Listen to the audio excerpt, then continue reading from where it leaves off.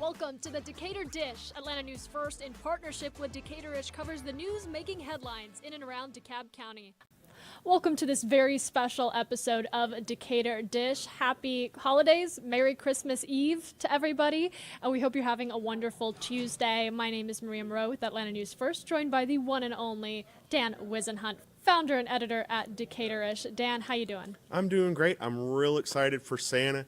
I've been really good this year, so I know I'm going to get what I want. I hope certain little boys who may or may not be in the room were good this year and get the presents that they deserve, because if they weren't, they might find some coal in their stockings, particularly if they peeked in their stockings early. You guys, they shouldn't have. You guys can't see this, but Dan's son is off camera, so he's talking to the viewers and also sending a message. Doing a little low-key trolling. Closer to home. This is the Decatur Dish, where we talk about all things DeKalb County and keep you locked in on the news happening in one of Metro Atlanta's biggest and fastest growing communities.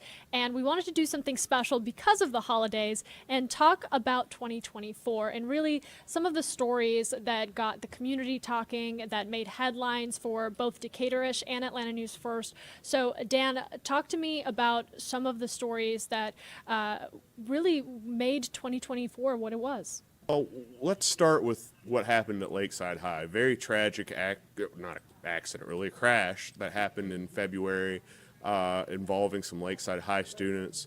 Sophia Lekiashvili died in that crash. The driver, Hanny Hackemeyer, was accused of driving under the influence. Fast forward to December, we've had a really significant update in that case. District Attorney Sherry Boston has decided to charge two of the parents of one of the girls who was injured.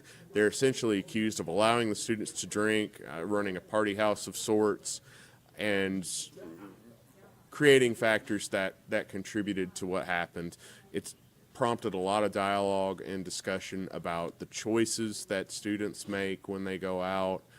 It's prompted, and I want to be clear too, there's been some other crashes, some fatal crashes involving Lakeside High students last school year. So there were some discussions at Lakeside High around safe driving, making smart choices. It's been a understandably painful episode for the Lakeside High community, very traumatic. And with the criminal case going on, it's going to be talked about for a while longer as these cases go through the court system and resolve. So we're going to continue to follow that case into 2025. It was a very tough way to start off the year, but that is what happened at Lakeside this year. So a very tragic story, one we're going to be following into all 2025. Next year. Yeah, certainly. I want to talk about this next story really impacting if anybody who had water in Atlanta in 2024. Let's talk about the Atlanta water main breaks that caused a lot of concern among residents and really became the story of the year for much of Metro. I got to talk about how some of these stories come together. And when I think top stories for the year, I think about what was I doing at the time when it happened. And I think Zoe and I, my assistant editor, we were working on the insider email that goes out to all of our paying subscribers. And my phone started blowing up. And I started getting calls, and I started getting emails saying, hey, the water's out. And they were from all over Atlanta. Water's out, what's going on? And I said, this is probably going to be a big story. And I believe Decatur and Atlanta News First were the first two organizations to get something out online about this, let people know, hey, there's something going on. We were ahead of the watershed department. Watershed was pretty slow to confirm and then pretty slow to release some details. And it was a significant event. Water was out for days. There was a boil water advisory in effect for days. There were subsequent water main breaks. They said those weren't connected, but of course they got extra attention. And even DeKalb County stepped in to help, which it's pretty bad if your water main break requires DeKalb County, Georgia to step in and hand out bottled water and other things. It was a big deal. They created a recovery fund for some of the restaurants that were affected by it, to the tune of, I believe it was $7.5 million that was provided for restaurants who were affected by it. I don't know if DeKalb County restaurants got any ideas from that, but we in DeKalb County, we kind of were perplexed, maybe a little amused, not by the people not having water. That's obviously not great, but the amount of attention it got, whereas that's just a normal one for us here in DeKalb County. We have water main breaks literally all the time. Some of them take out larger areas than what were affected by the Atlanta break. But it opened up an important discussion about watershed and water infrastructure. And in terms of policy, these aren't the things that politicians can take a picture in front of. It's underground. It's not very flashy. It's not going to get a lot of plaudits.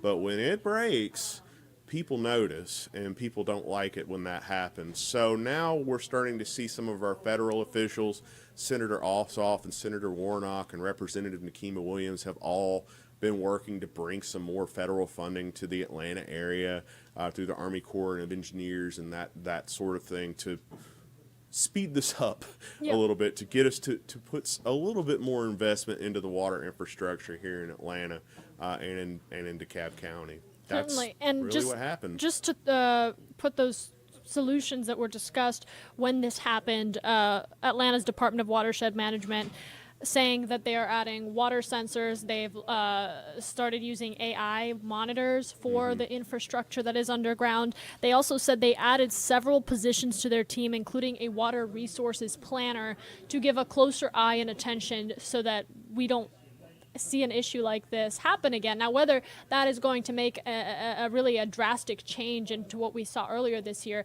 remains to be, seen. But those are the steps that they did take in the days. Everyone sort of came late to the party. I think Andre Dickens, the mayor of Atlanta, was at a fundraiser at the time, and he took a lot of heat for that, and he had to come back to Atlanta and sort of fall on the sword and apologize. And I think it underscores the need for communications around these significant events. Why wasn't that on their social media page the second it happened? It would have helped a lot.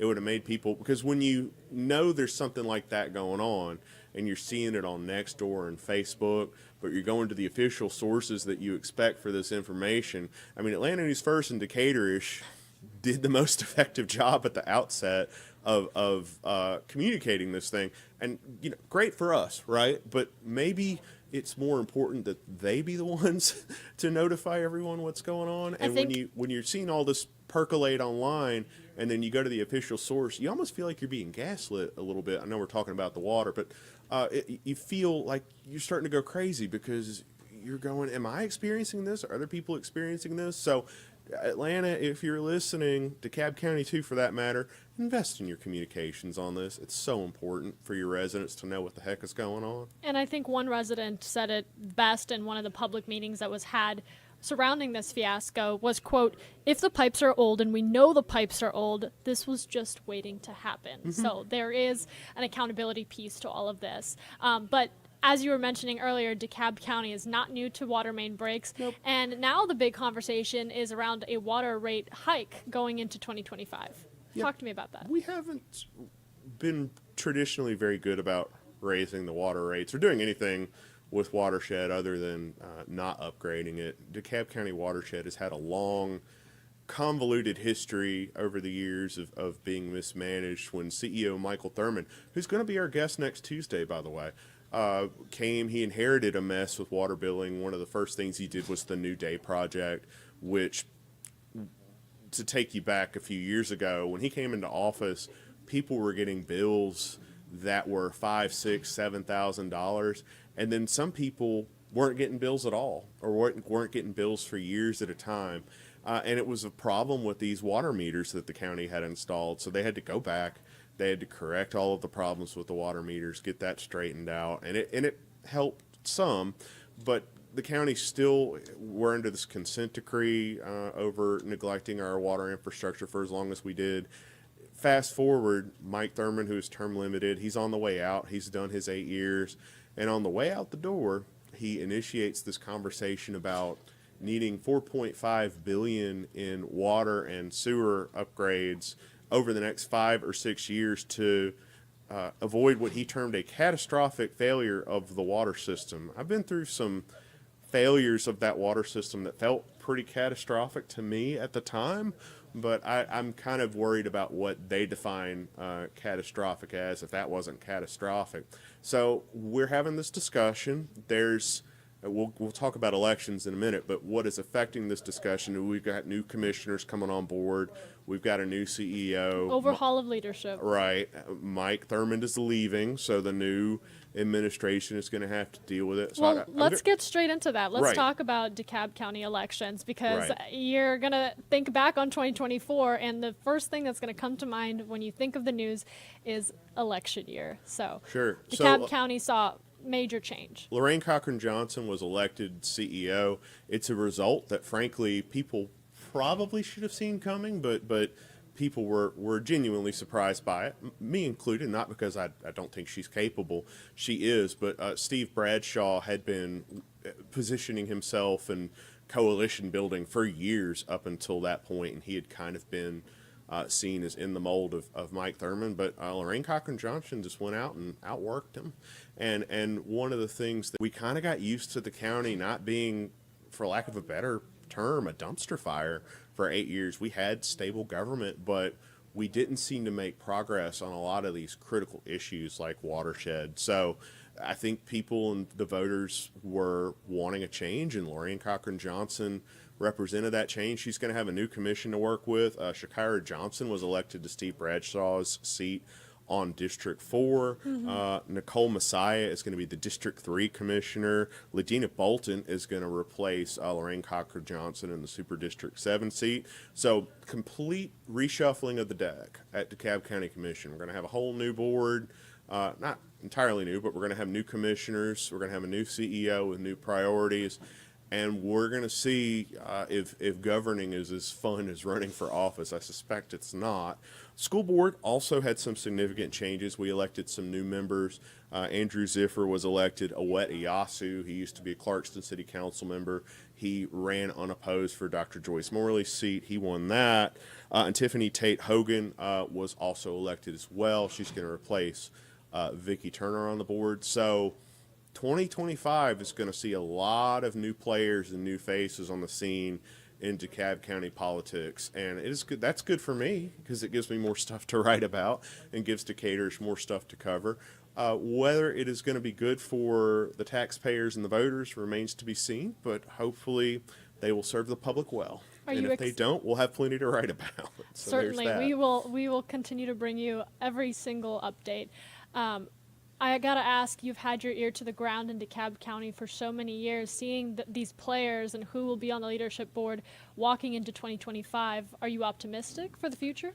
I think everyone who watches this stuff would agree that Mike Thurmond left DeKalb County better than he found it. So Lorraine Cochran Johnson is not walking into a complete dumpster fire. She's got a stable government that's being handed off to her. So I think from that perspective, yes, I think there is reason to be optimistic. The caution would come in what I alluded to earlier, in that governing is not nearly as much fun as running for office. I think someone once said that running for office is like eating cake, and when you win, the reward is just more cake. And you're done with the cake right. at that point. Not as appealing as it sounds. So I'm interested with her in particular. I'm interested to see how well she delegates, because she still likes to pick up the phone when people call. And believe me, as a reporter, I love that. I think it's great. Maybe not the best thing for the county CEO to be that responsive. They need to have their time managed a little bit more and be gate kept a little bit more, because everybody is going to be trying to get her attention, particularly people who want contracts and this sort of thing with county government. So it's going to be really important for her to, I think, delegate her responsibilities, to hire a really capable administrative team. I'm interested to see if she overhauls the leadership, if she changes the COO, CFO, some of those leadership positions. I read somewhere that she was going to hire a company to do an audit, just to kind of give her a base level read, a level check of what is going on in DeKalb County and what she has to work with. So promising change is one thing. implementing it is an entirely different ballgame. Different ball game. So I do know she's a hard worker and she's incredibly smart. So I do think she's got as good a shot at as anybody is getting done what she wants to get done. But we will see. That is what I will be looking for in particular, is how well she navigates the politics of DeKalb County to accomplish what she wants to accomplish. And shortly after the election, we had Lorraine Cochran Johnson on the Decatur Dish talking with us about her priorities going into her term. So if you want to watch that full interview, you can go to the link below. If you're watching this on YouTube, we also put a link out for you on the free Atlanta News First app and on Decaturish.com. Yeah, definitely check that out. It was a good interview, and we're going to try to get Lorraine Cochran Johnson on the show in the near future. Back in the seat. We're working on it. All right, let's talk about one of the biggest stories coming out of DeKalb, and that had to do with North DeKalb Mall, a demolition that is really the start, or really, I guess for me, made it real that change was coming to this particular popular mall, and they are trying to convert it into a space that will hopefully be an economic boost to the county. I don't normally see a lot of people get teary-eyed when they're breaking ground on a mixed-use development, but this was, it almost felt like a state funeral at times when we had the developer, Edens, was there. I know they had worked really hard on this project. We had all these county officials there. We had Mike Thurman there, and everybody has a lot of memories wrapped up in this mall. It was built in the 1960s. It was one of the first fully air-conditioned malls in the region. You've got people who live in the community who maybe worked there when they were teenagers or had dates there. And so there's a lot of history there. There's a lot of sentiment there, but malls are dying. Malls are dying. The model of what makes a mall work is kind of hard to sustain in the age where we have things like Amazon and we don't need to go to the store as much. So retail is a sector that has been challenged by online, like every other business, and I think malls in particular have been challenged to stay afloat. So we're going to try something else. We're going to do a mixed-use development. We're going to have about 2,000 housing units, give or take. They got a massive pile of tax incentives. They got $70 million worth of incentives to go build this thing. Retail, restaurant space, the whole trails. nine. It's going to be a big deal. It's probably going to take a decade to build out. The coolest thing for me personally, and full disclosure, I live near this thing, is the Horsey Farm over there in DeKalb County near Lawrenceville Highway. I haven't heard that in a minute. The Horsey Farm. I love the Horsey Farm. I walk by it every day. And the Horsey Farm, there's a little culvert, and that section of Lawrenceville Highway, people don't know this, is actually a bridge. And you can, what they're going to do is the Path Foundation is going to redo this whole culvert so you can walk under Lawrenceville Highway to this mixed-use development. So you don't even have to get in a car if you live in the neighborhood. You can just walk under this thing and walk directly to it. So that's going to be really cool. They say it's going to take about a decade or more to complete the full build out. It's going to be really cool to see it all come together. I'm really interested. There's going to be a grocery store there. We've heard that possibly the Publix that's across the street is going to move to that new location. I'm really, the things that we're going to be looking for in 2025 is who are the tenants going to be, because we really haven't gotten a good sense of who's going to populate this thing, who's signing leases. I expect Q1, Q2, we're going to start to get some news, hear some noise about the tenants that are going to be there. But if you drive by North DeKalb Mall, it looks post-apocalyptic. It's just a giant rubble pile at this point, save for the movie theater, and I think one of the department stores is still there. But the rest of it just looks like Mad Max or something. And actually, fun story, the Civil War movie, they filmed some of the scenes there where they were looking for sort of a post-apocalyptic America feel. So they used that parking lot. There it is. Yeah, I think that parking lot where the Sears or the Jet, whatever it was, one of the department stores was there. And they filmed that scene there. So obviously the mall had seen better days to begin with. It's come down, and now they're starting to build out. So next few years, it's going to be real intriguing to see who they get to anchor this thing. Well, this story certainly made headlines both on Decatur-ish and AtlantaNewsFirst.com. Students in Decatur schools had unpaid meal charges, and because of the post-pandemic and COVID era, schools now dealing with less funding than they had in 2020. And one of the proposed solutions was cheese sandwiches. Dan, talk to me about this story.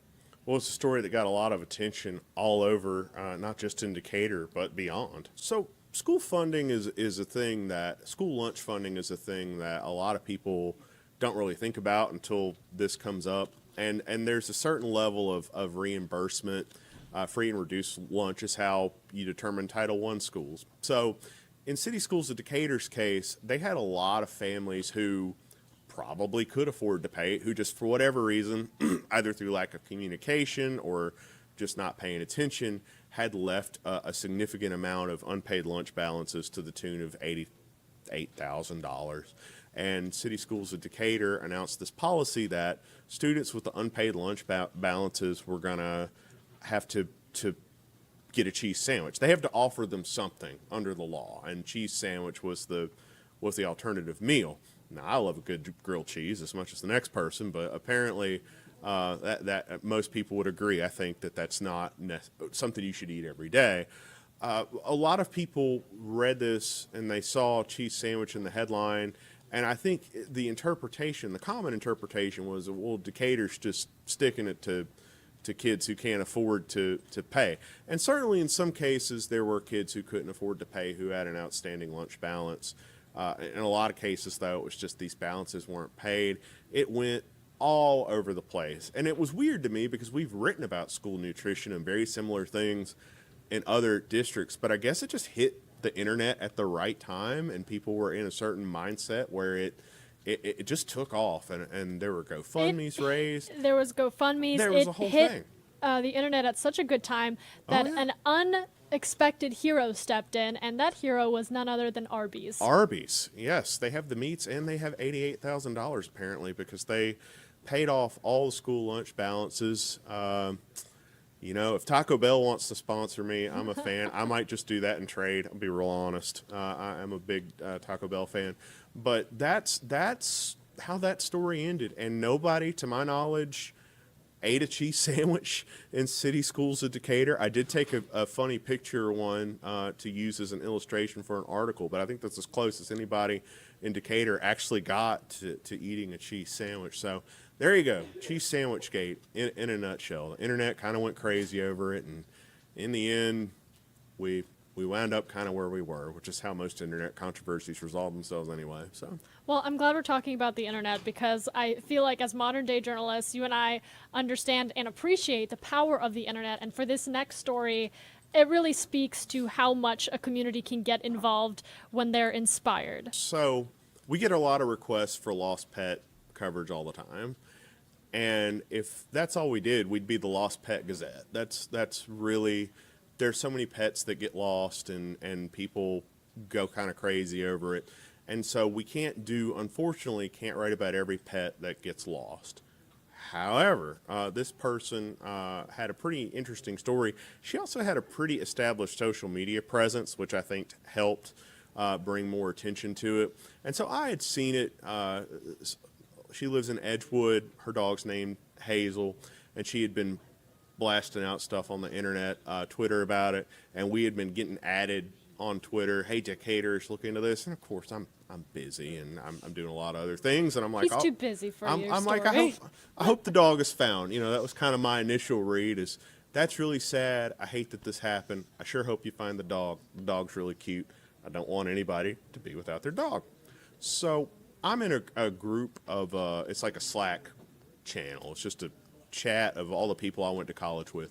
Most of them live in Birmingham. Some of them live in Chicago, live all over the country.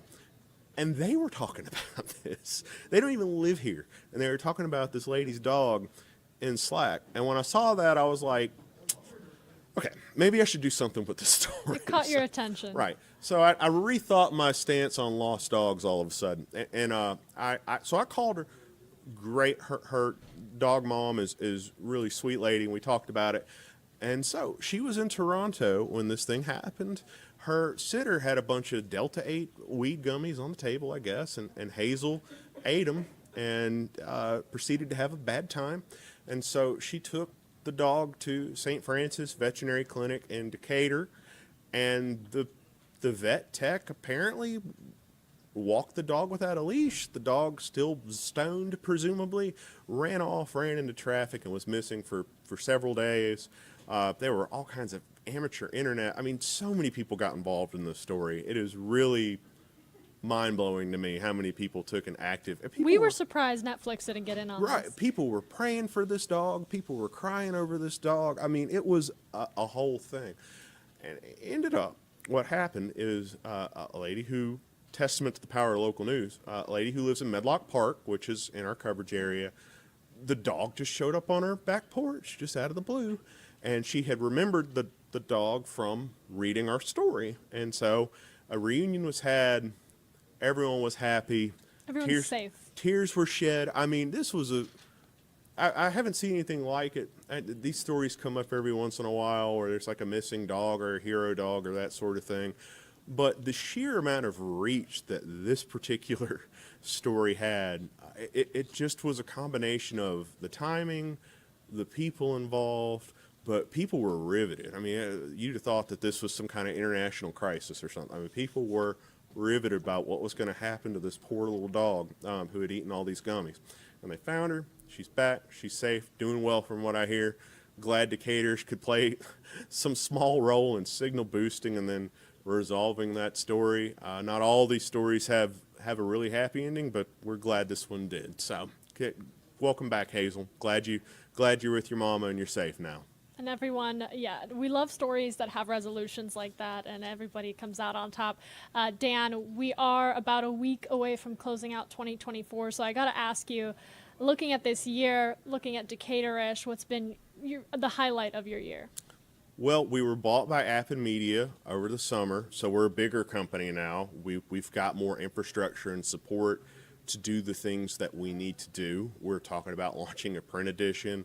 We're in talks about how we can grow our team, cover more things.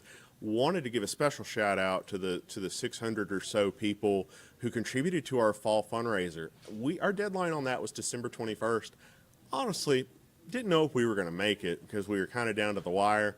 I wrote so many fundraising posts, which I love writing fundraising posts, and as much as people love reading them, I'm sure. We got it done. We got 31,500, so we overshot our goal. So that's going to leave us in a really nice spot in 2025, and we're just so thankful. We're so thankful to the Appen team for being such great journalists, first and foremost, for running a really solid journalism enterprise and caring about community news, and for taking a chance on us. So far, it has worked out really, really well. And it's, speaking of happy endings, it's been a great one for us. We really, or maybe it's a happy beginning, right? Because we're starting a new chapter where we have more resources to do the things that we need to do. I'm really thankful for that. I'm really thankful for this partnership with Atlanta News First and all the wonderful things we've been able to do with Decatur Dish. We're actually a show that people make time to watch, especially people in county government. They love to see the power players on here, and our influence grows with each episode. And I'm really proud and excited for that. And I wanted to thank you, Maria, for all the things that you've done for us this year. We couldn't have done it without you and our partners at A&F. We thank y'all so much for being part of our team and helping our team grow this year. And I am so thankful for you and getting to do this every week, and everybody that tunes in. I mean, we see all your comments, we see all your interactions, and some of you join us literally every week, and that means the world. So thank you. We still have another Decatur Dish episode before the year ends, and CEO Michael Thurman is joining us to reflect and the exit interview. Yeah, the exit interview right here on Decatur Dish, a reflection, a look to the future. So do make sure you tune in. We air Decatur Dish weekly every Tuesday at 12:30 p.m., but the news never stops, and neither do we. So you can follow along for all of the stories out of DeKalb County and Metro Atlanta and beyond on the free Atlanta News First app and Decatorish.com. Dan, any final words before we sign out? Please be safe on New Year's Eve, people. It's the night of amateur drinkers. Don't don't drive. Stay home, watch some football or something. That's all I have to add. Please be safe on New Year's Eve, y'all. And Merry Christmas And to Merry you all. Christmas and Happy Holidays, whatever you celebrate. Enjoy. Make it a great Tuesday, and we wish you a happy holiday.